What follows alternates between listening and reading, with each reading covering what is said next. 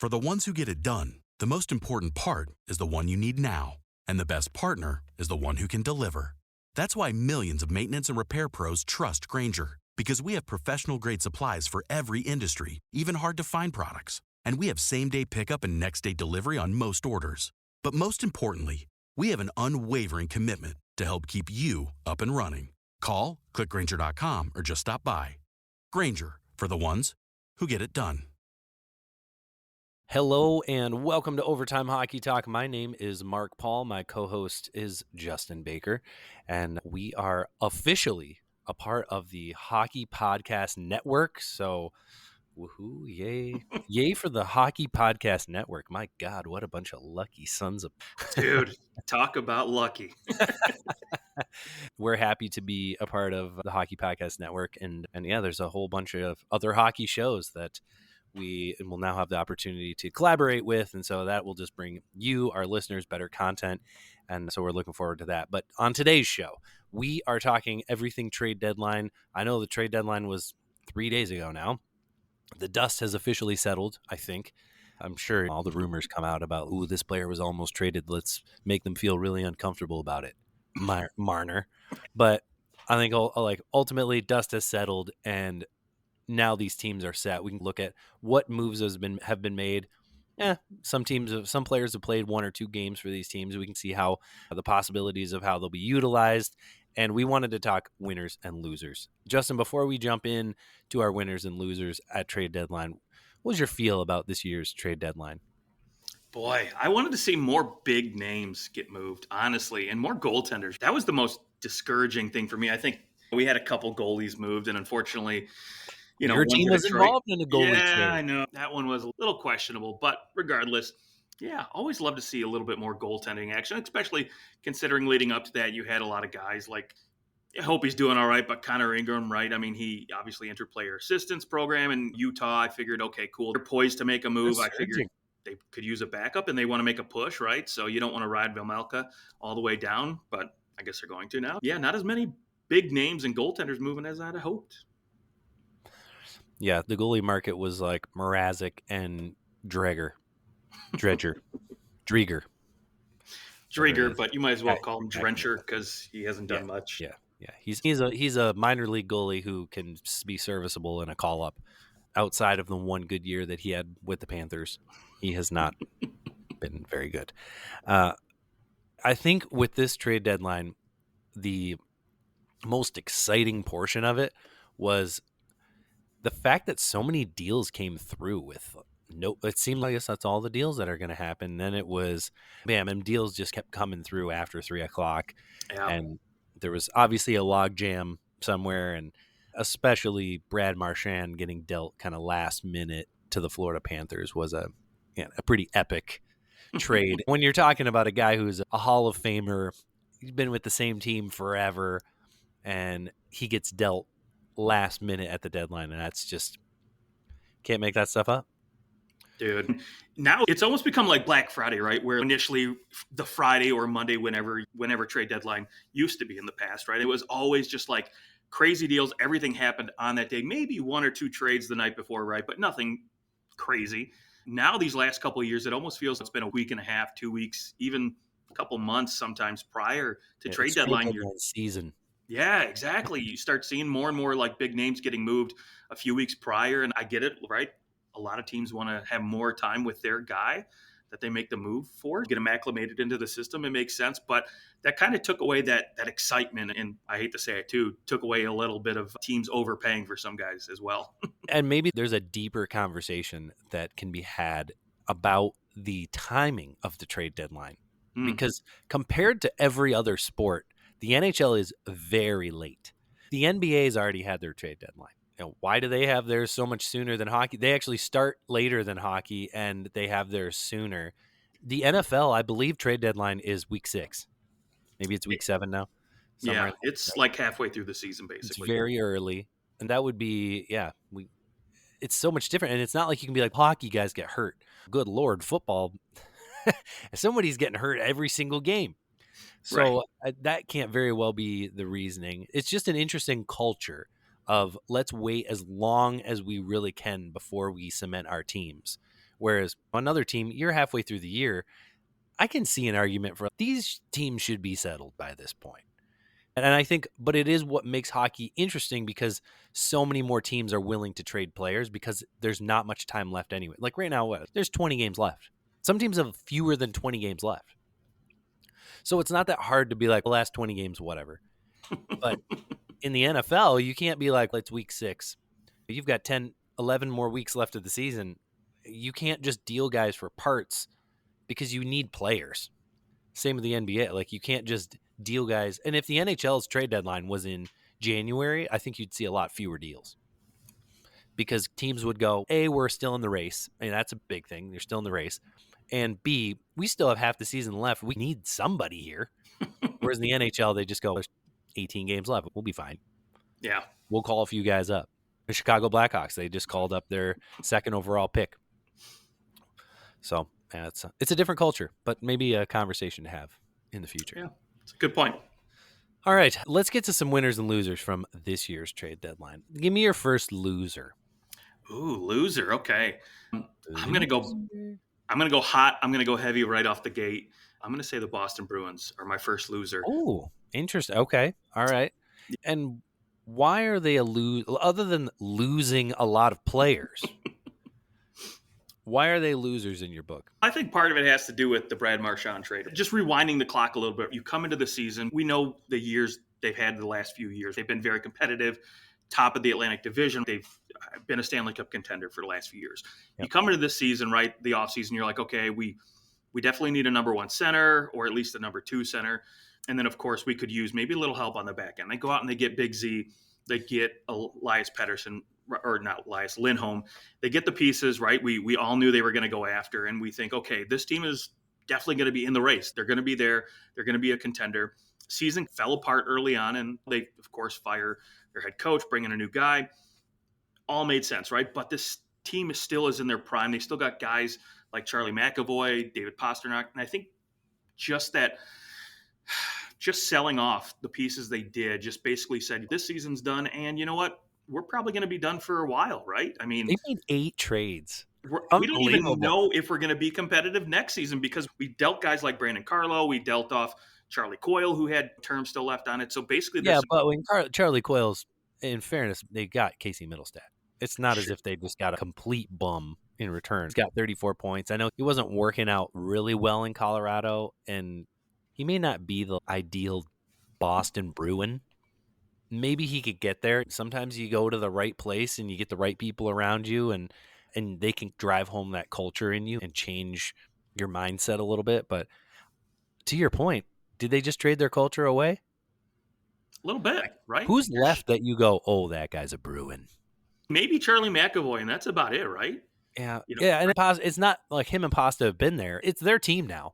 But it is a team that is led by Charlie McAvoy and David Pastrnak looks a heck of a lot different than a team led by Brad Marchand and Zdeno Chara and Patrice Bergeron and David Krejci. Like, we have officially entered in a brand new era of Boston Bruins hockey because that is some new leadership that's going to happen. And I get it, right? Eventually you have to say goodbye to the old regime, move on to the new stuff. But for me, I think just, again, the way they checked out this season, instead of, again, they could have maybe brought on 1 or 2 other pieces or even just said, hey, let's ride this out. Let's wait till the offseason. Let's see what guys can produce and maybe see what we can get in the offseason. Because typically that's when you can get, I don't want to say sweeter deals, but you can usually deal guys and get better pieces in return. Because to me, I'm not a huge Middlestat fan. And I don't know if I see a lot of success, unless he's playing with Pasta the whole time. I don't know if he's going to have a lot of success. If I'm considering what Middlestat's ceiling is, I'm probably saying like he could be a 60-point guy in the right scenario. Sure. Given the right ice time, put the right players around him. 60 points would be like, wow, we did it. We got him to his ceiling. And now that's not, you don't hit your ceiling every year. You don't even hit your ceiling every other year. So that's where like he's probably more of an average 45 to 50 point guy. Maybe. Again, I just think if you go into the offseason and you look at everything as a whole and you say, okay, cool, we need a major reset. We need a major retool, right? Let's not take on term. Let's not take on more money. let's go into the offseason where maybe we could spend a couple bucks to bring in a guy like Mitch Marner, Ehlers.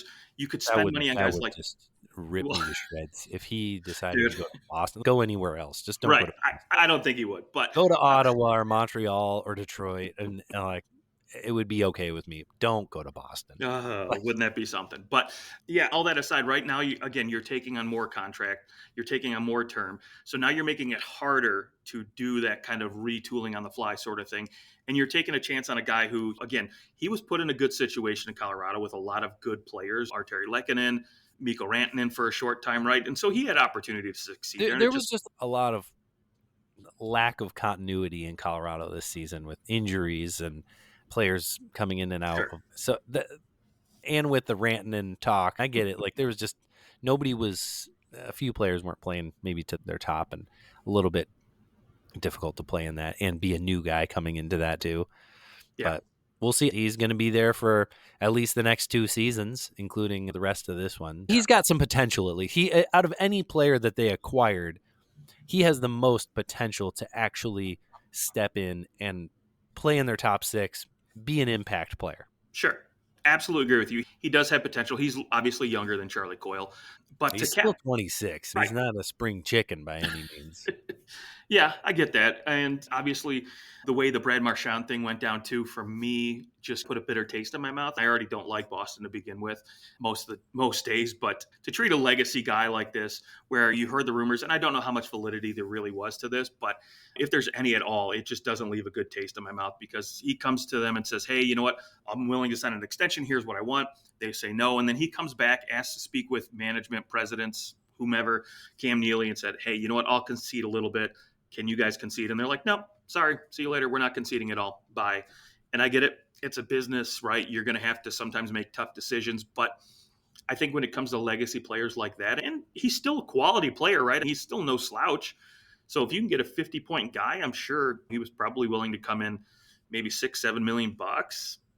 I still would take a shot on him for a couple of years, and especially considering what he's given you at the price he gave you. I understand you're concerned about the injury that he has right now. Yes. As a 36-year-old, you have a pretty nasty injury that's he could be out the rest of the regular season. The Florida Panthers might have just given up a second-round pick for a guy who could play in 4 games for them. Now, do I think Florida's going to get swept in the first round? No. But he might not make it back by the end of the regular season. If he does, it's for the last few games. Right. Is what I'm hearing, which hey, pro athletes can blow estimates out of the water, and he could be back in 3 weeks. Who knows? But although, 3 weeks, and we're almost end of the season there anyways. But he's going to be out for the majority of the regular season what's left. That's what I'm hearing. So in that sense, you go, I understand why you couldn't get a lot for him because you're basically paying for him to come and play the playoffs with you. Well, he had cards with the no trade clause, right? So you weren't going to get a ton. Yeah, that too. Now that could become a first-round pick, which if he can become healthy and plays enough in the playoffs, then that becomes a first-round pick and becomes a little more palatable, I think, if you're a Bruins fan, if that's a first-round pick, albeit it likely is a late one. But, yeah, the whole thing was strange. Like, on the surface, you just go, why did you – was it worth it? Did you really need to trade that second round pick? Like you needed that second round pick so bad that you're willing to kind of make yourself look like a bunch of douchebags. Well, that's the thing. Now, as a free agent, do you want to go sign in Boston knowing that management treats legacy guys like this, right? Treats a guy like that. Yeah, it's just, and someone who is obviously popular. Like we're not talking about somebody who had used up his capital in town. There's some players who have been somewhere for a long time and it's like, it's time for them to go. And it's okay. Sure. Everybody recognizes it's just time. But man, I don't think anybody would have had any issues with him coming back for 3 years or like signing a 3-year deal with Boston if it was for the right price. But yeah, it's the Bruins though, as a whole, I don't know if I'm willing to call them a loser. Maybe like in the traditional sense, like that was a really loser move of them to do. I didn't like that move. However, they did acquire quite a few assets. Charlie Coyle is a fine player, but I don't look at him and go, the fact that they got Middlestat, a second-round pick, and William Zellers for Charlie Coyle and a 5th-round pick. That's a pretty darn good haul for Charlie Coyle. Like, Charlie Coyle, is he gonna do something for Colorado in the playoffs? Yeah, he's a nice 3C. But I don't think that he's not the guy that he was 3 years ago. And Casey Middlestat has the potential to get better. I feel like they gave up on really quickly on Casey Middlestat. I mean, he only played like 50 games for them, 50, 60 games. It wasn't much. And they bailed on him. And I think that Charlie Coyle, he's not going to put up as many points as Middlestat is. At least Middlestat's putting up points. I know that Coyle is more responsible defensively. You can use him in a more versatile way, especially come playoff time. But like, that trade, to me, Boston wins that trade unless Colorado goes and wins the Cup. So that was a good trade.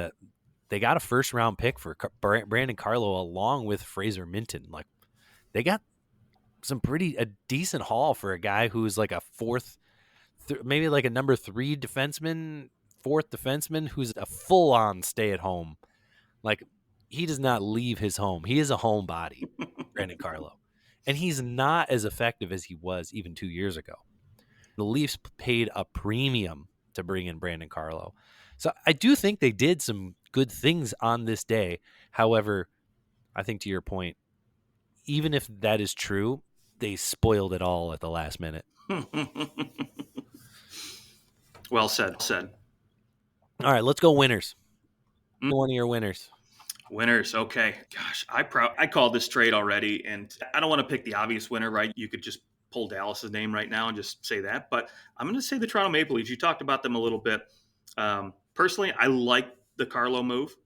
I really liked it. I thought it's going to help Toronto a lot. I think you can never have enough of those stay-at-home defenseman guys, and we've seen come playoff time, right? You can never have enough of those, and I think, especially with the pieces they have now on the back end, there's a lot of more puck-moving guys versus outside of Chris Tanev.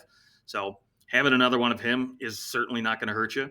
And then I really love the Scott Laughton deal. Obviously, I know they needed help down the middle, and having a guy like that who can play 3C, who's responsible, he can move up and down in the lineup if you need him to shift to the number 2 seed for a hot minute. And at that price, 1.5 million AAV, that's a spicy meatball. And at least you got them to throw in a couple extra draft picks there, which you can kick down the road and maybe use for something else later on.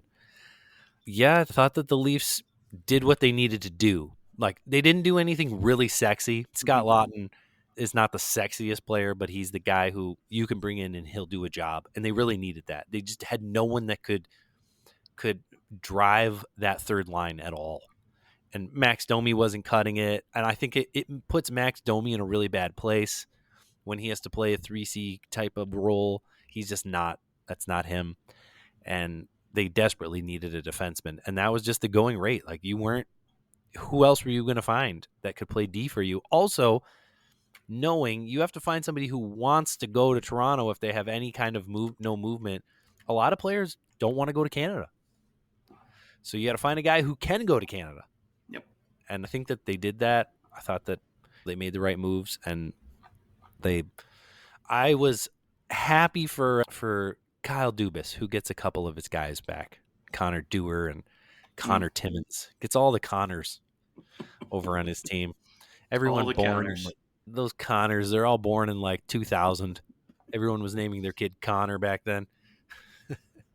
Yeah, so I would agree. The Leafs did well. They did what they needed to do with what they had. Sometimes you just don't have the options. Guys don't want to go there, and they have no movement clauses. You can't do anything about it.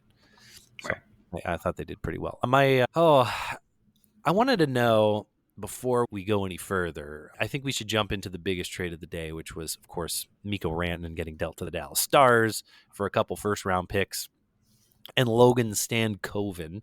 How do you feel about the Carolina Hurricanes? Are they winners? Are they losers? Are they something in between? Like, what? This is one of the weirdest things that has ever happened to a trade deadline acquisition, where, like, within literal days, they are dealt again. Like, he was there for what, all of 30 days? If that, yeah. Oh, yeah, that's rough. I think regardless, however you want to look at the return, and you say, oh, you know what, they didn't get enough for Miko doing the sign and trade, or giving up Martin Nicias, however you want to look at this trade from whatever angle, or take it as a whole. To me, I look at this and I say, you know what, We had an issue with Jake Gensel last year not wanting to re-sign. We had an issue with Miko Rantanen not wanting to re-sign, and essentially, again, getting the same amount of money. Obviously, state taxes plays a factor in that, but I'm sure if they had to come up another $1 million to keep a guy like that, they probably would have. But the fact that both of these superstars didn't want to sign, that leaves me a little concerned with management there. Obviously, I know they have a new GM, guys taking over, but same ownership still. They're still mostly the same brass that's there. So I think you're talking like ownership issues right. over management can only do so much. Exactly. And I know Tom Dunn, I believe is his name, the owner in Carolina. Yeah. He's very much involved in the management side of things, right? He likes to be a little bit more hands-on than most owners, which I think is sometimes a good thing, most of the time a bad thing. But in this case, it leaves me more concerned for Carolina to say, hey, you know what, if we get big name free agents again, or opportunities to take swings at big names at the trade deadline, do we even want to bother spending the capital over the next couple seasons? Because we know that they ultimately just don't want to re-sign here. So is it going to be? You got to find out, like, why don't players want to sign here? Mm-hmm. And I think some of it has to be they have a reputation of being stingy. Yes. That's got to be some of it. Okay, if you go there, they are going to come up with a number for you and they will not move. And then you'll just be gone if you don't want to do that number. And maybe it's not an issue for Rantanen. I imagine he was going to get money. Like, it was pretty clear they brought him in thinking they could sign him. And I don't think they were like, let's trade for him and convince him to sign for $10 million. Like, it wasn't a scenario like that. I think they offered him a legitimate offer, probably very similar to what he accepted in Dallas. I think it's for the other guys. Like, is he looking down and going, you didn't sign Dougie Hamilton, you didn't sign like several players down the line over the years where you go, you didn't really make the effort to keep certain players. Like, you weren't even willing to pay the extra $1 million to keep the guy around that really could have helped the franchise. Mm-hmm. So yeah, it would make me wonder, if I'm a player, if you're a high end guy, you're getting paid. But what about the rest of the guys? Are we gonna nickel and dime everything and lose players because of that? And shoot, if your option is to go to the Dallas Stars and be under Jim Nill, a guy who I know they haven't won a cup, but they have just been there for a long time, and they have switched over. The players who were stars when they went there in 2020, it's all different. I know Jamie Benn and Tyler Seguin are still there, but that is a very different team. Yeah.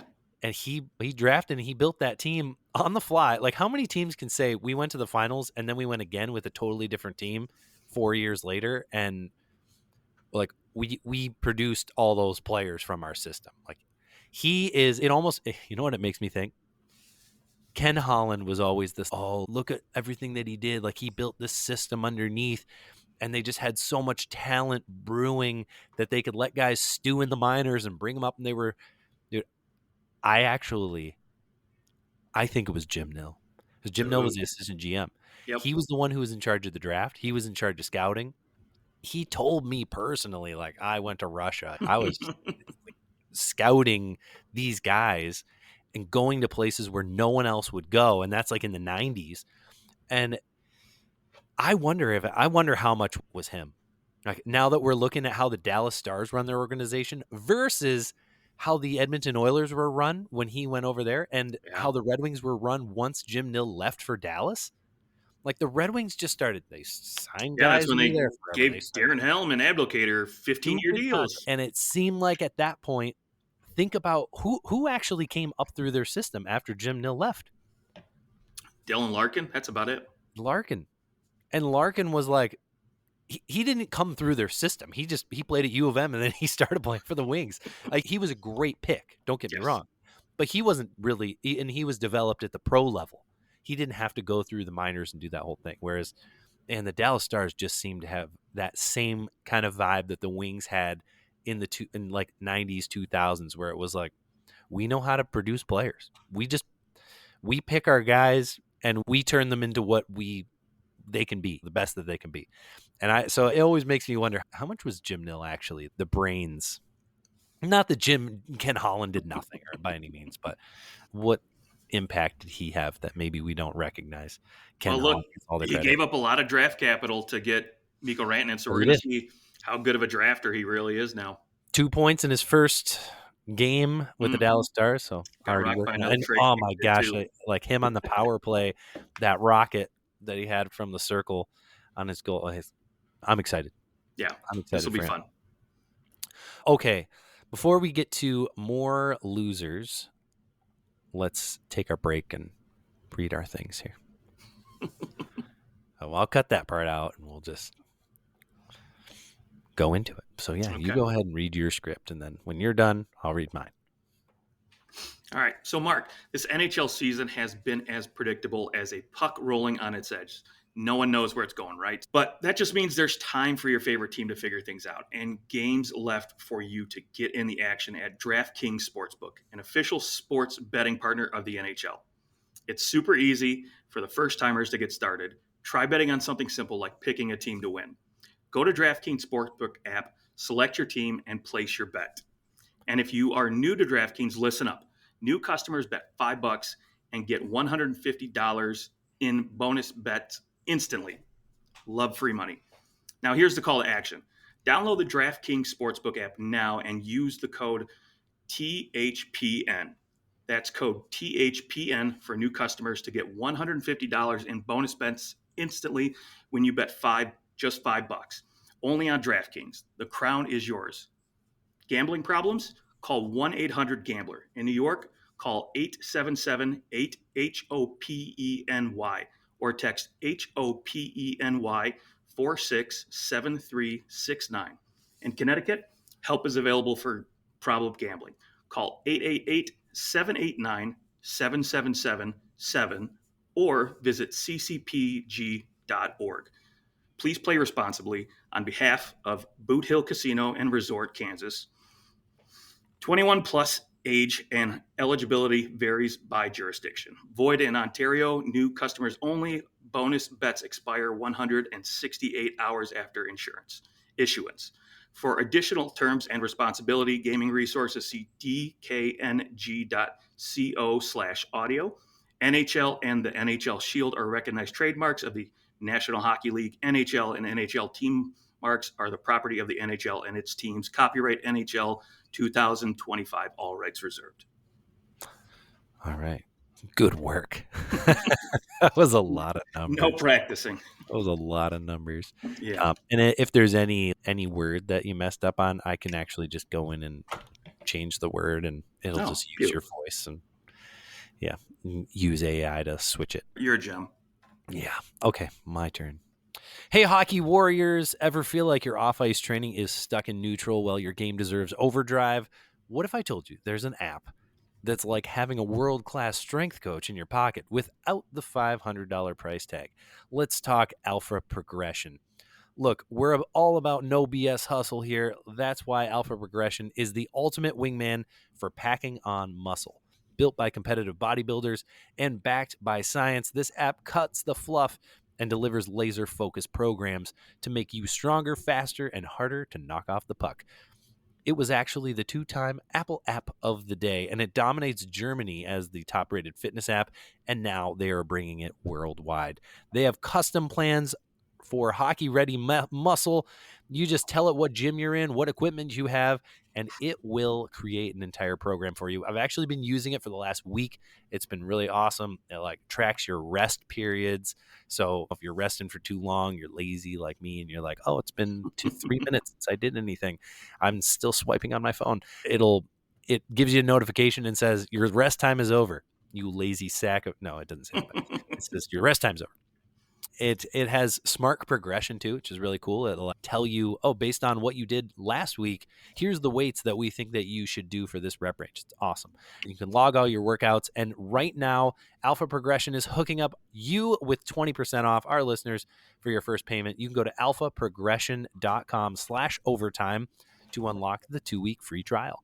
That's $12.99 a month, or it's $79.99 a year. It's all less than the cost of Justin's post-game beers. And go check that out. Alpha Progression/overtime. We want all our listeners to be in shape, because you know what? It means you'll be alive longer. And when Justin and I are still doing the show and we're 93 years old, we're gonna need people that are like, I've been watching this show for the last 70 years. All 70. Right.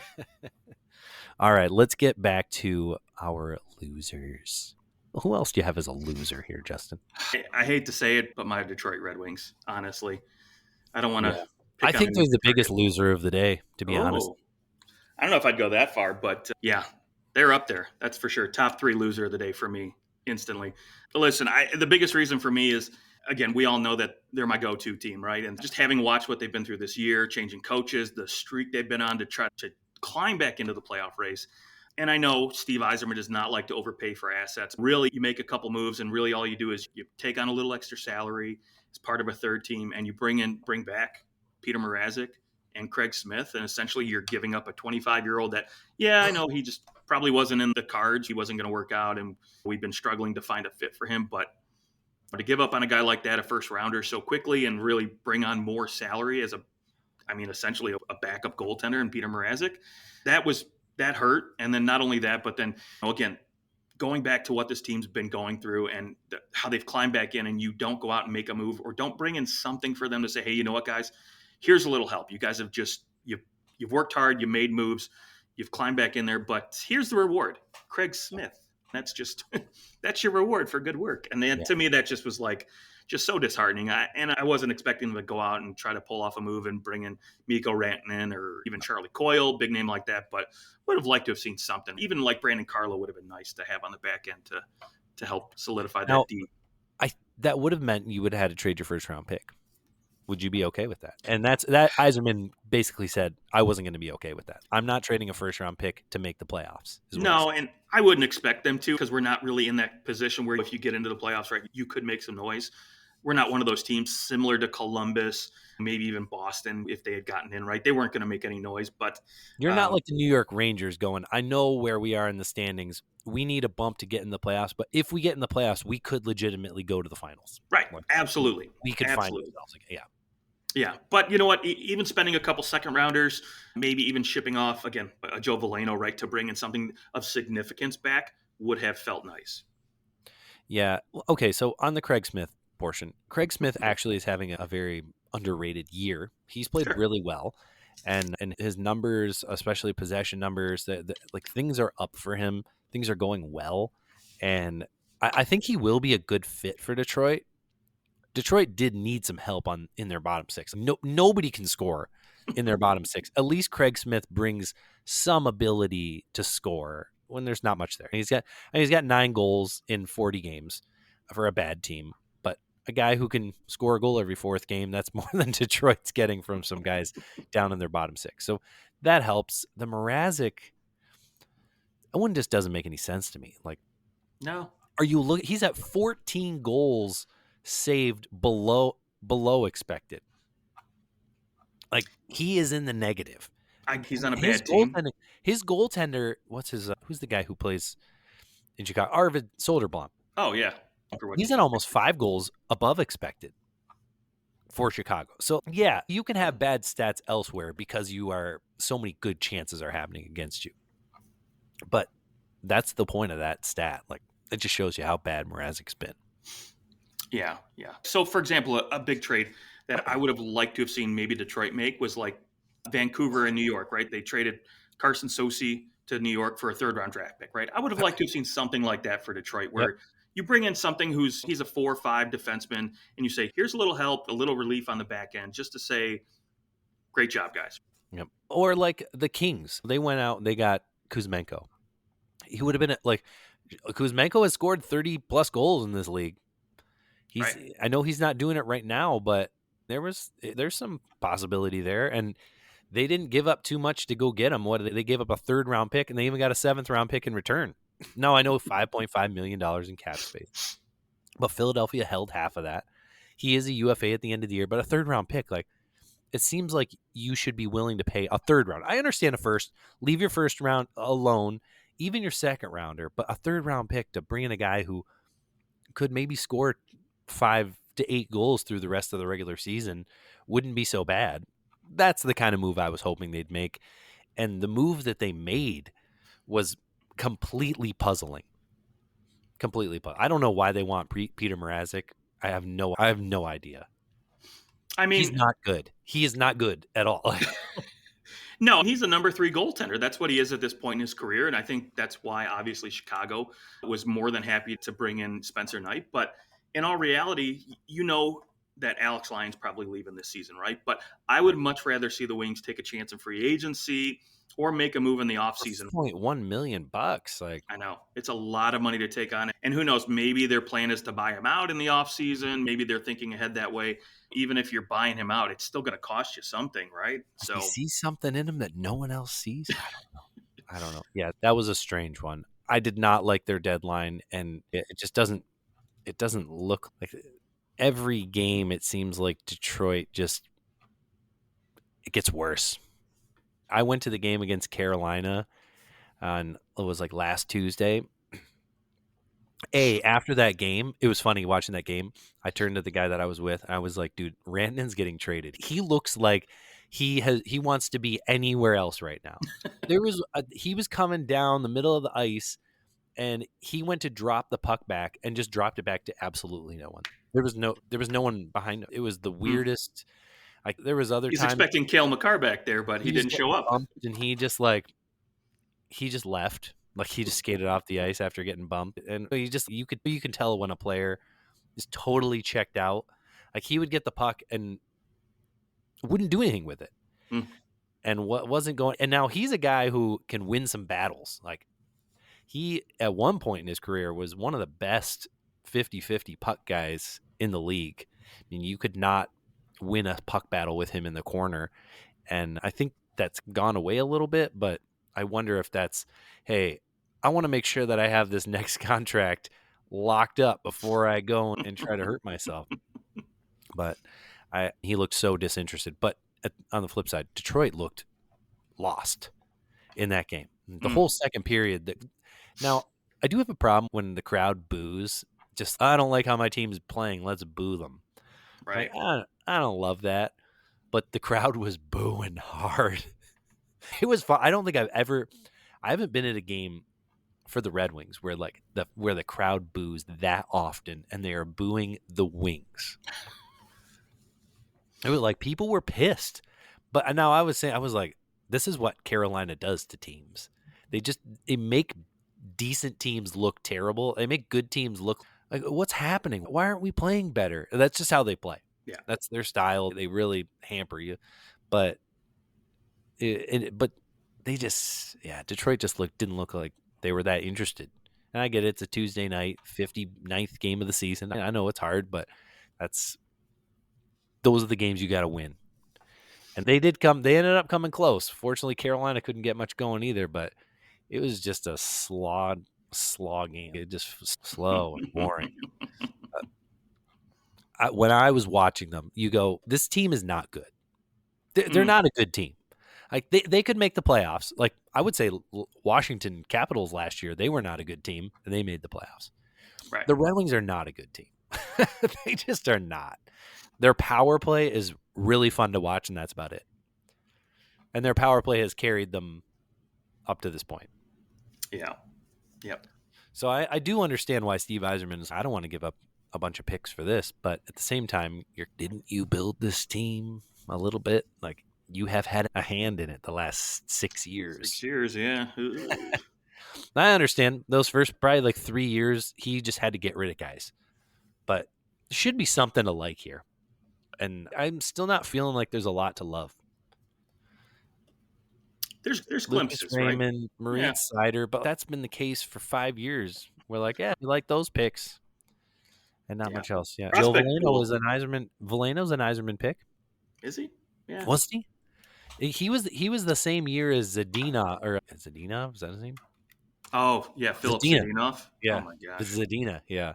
He's the same year because that was the Wings had the 29th overall pick or something like that from one of the trades that they made at the deadline, and Veleno fell to them.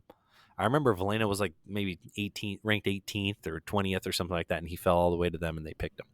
Yeah, no, this was the last Kenny Holland draft. Veleno. Oh, that was the last Kenny Holland. Okay. All right. I'll give him a pass. It further proves my earlier point about Jim Nill. Look what happened when Ken Holland was left to his own devices. Oh, boy. Yeah. I will say for Yzerman, he has built a very respectable prospect pool. It better start turning into something nice really quick. Yep. Man, I know there's a lot of fans out there who are like, Yzerman should be fired if they don't make the playoffs this year. And to that I say that's nuts. No. But next year we start to creep into that. If we're 7 Seat years, gets a little hot. I mean, they were 1 point out of the playoffs last year. Like, that's so close. They're right there. And they're probably going to be right there again because it doesn't seem like anybody's going to run away with this thing anyways. But it's got to be a little depressing from the Wings standpoint to go, really? You give us Peter Mrazek? That's what we needed? Well, Definitely. Listen, he's on his second head coach now. Technically his third, but really his second pick. His second pick, yeah. So this is when you have to make or break it at this point. Yeah. What'd you think of the Avalanche? You have them as winners if we include the Rantanen trade. Yeah, I mean, I'm not going to go ahead and say they were losers of the Rantanen trade, right? Obviously, Martin Nicias is not the player Miko Rantanen is, but looks like it. Well, he looks good. 16 points in the first 15 games. He's fitting right in. He looks very good. I'll give you that. Is he going to be a 50-goal scorer, Rantanen? No, but you know what? I'll say this much. Assuming that there really was no way for them to get this deal done and they moved on, right, and made the right decision, it clearly looks like they got a good quality player in return. And then looking at the deadline, right, I think going out there and you get Charlie Coyle, getting rid of Casey Middlestat, you bring in just Brock Nelson, right? We talked about him. We haven't talked about him. But for me, the biggest, what made Colorado a winner to me was just bringing back Eric Johnson. So I did like that. Yeah. Yep. And even it was funny, like McKinnon was like, yeah, he's not going to play very much, but he's just so good in the locker room. We just love him. Who cares? He's a seventh defenseman on this team. It felt great to see that. I never really liked too much about Colorado, but I'll tip my cap to them on this. Yeah, that's true. This is like talking about the Bruins for me. Shoot, you go from Middlestat isn't awful. It would be better if Middlestat was your 3C. Now he's out. Charlie Coyle's in, and Brock Nelson's in as well. And now you're talking McKinnon, Nelson, Coyle as your 3 centers. So in one trade deadline, they basically reshape their top 9 completely because those 2 centers are going to change those lines significantly. And for the first time since they won the Stanley Cup in 22, was it 22? Mm-hmm.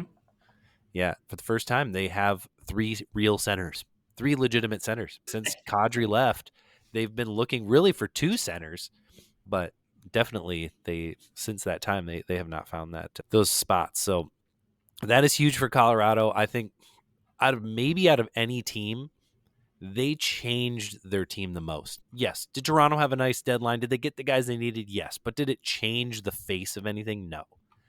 I think like Florida, they go out, they make some good moves. They bring in Marchand. It's fun. It's cool. But they didn't change the face of their team. They still have the same guys that are driving that whole entire team.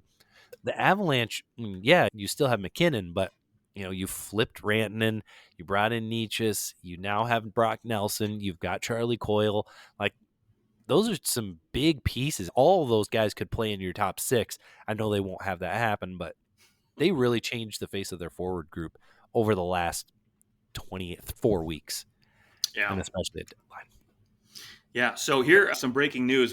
Speaking of changing the face of a team, while we've been talking here, thank God they traded for Seth Jones, because if you have not heard already, Aaron Ekblad has been suspended 20 games for violating the NHL and NHLPA's PED program. Oh, boy.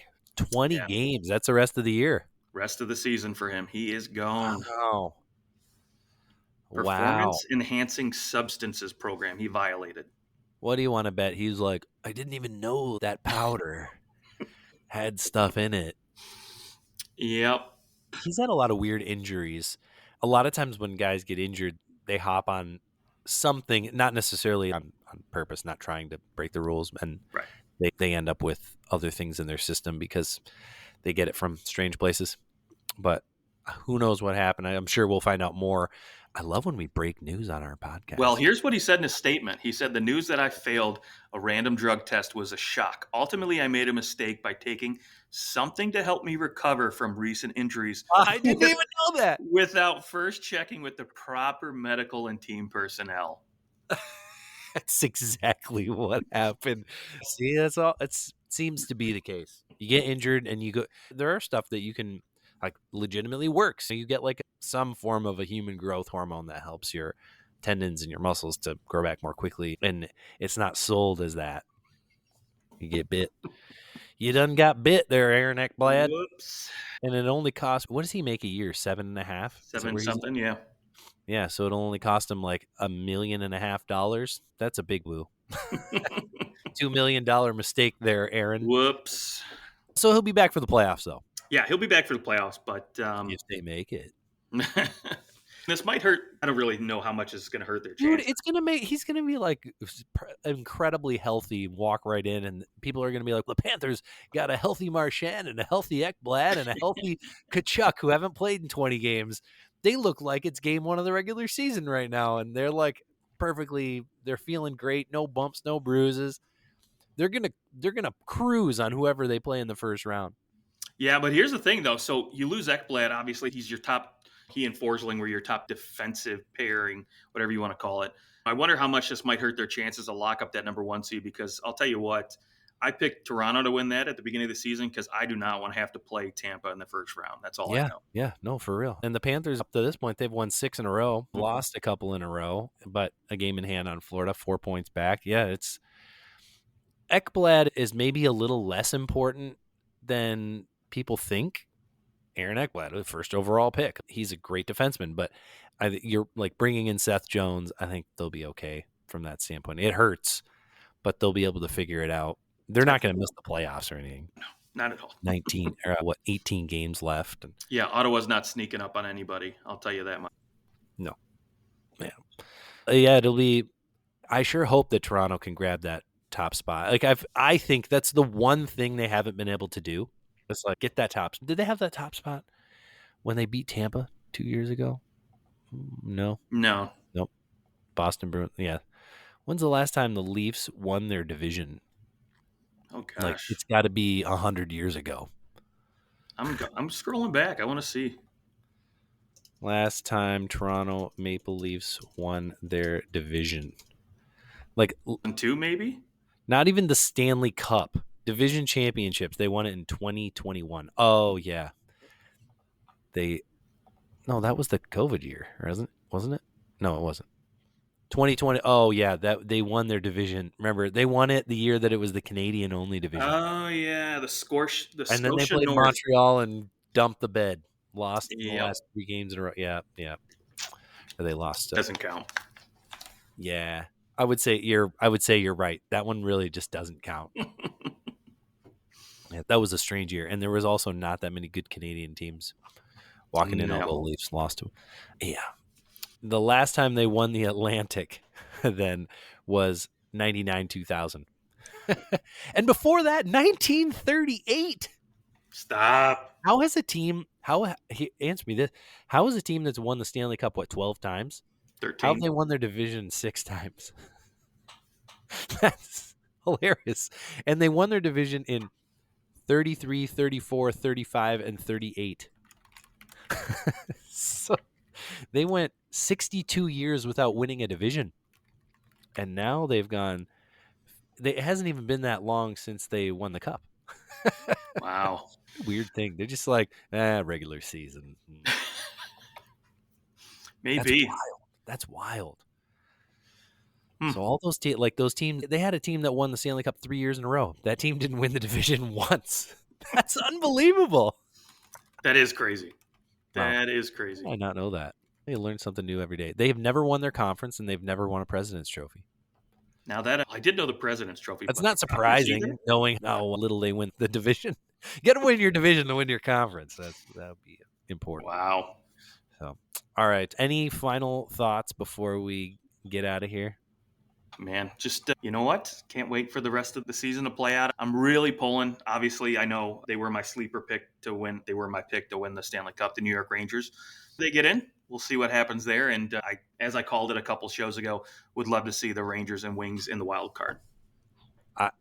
I'm pulling for a Leafs Wings first round. That's what I've been pulling for. Give it to me. Sure, looks less and less likely every day, but hopefully Mrazek can just find 2011 Peter Mrazek. Is that when was he on the Wings? Like 2013, 14, somewhere in there? It's been a few years. Early 2000, early 2010s. He's 33 years old, so he obviously was... Yeah, 17-18 is when he got dealt to Philly from Detroit. Okay. Yep.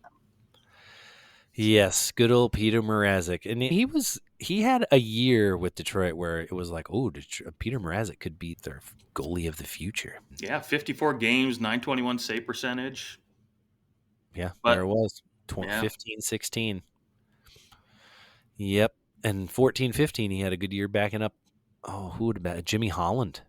Oh, gosh. There. Jimmy Howard? Jimmy Howard, yeah. Yeah. We've been talking about Ken Holland so much.